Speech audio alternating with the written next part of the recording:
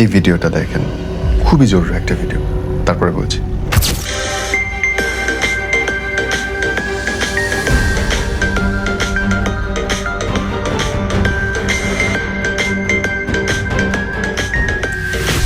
সবাই যা করছে আপনারও যে সেটাই করতে হবে, যা চলে আসতেছে সেটাই যে সঠিক, সেটাই যে সর্বোত্তম, তার কোনো মানে নেই।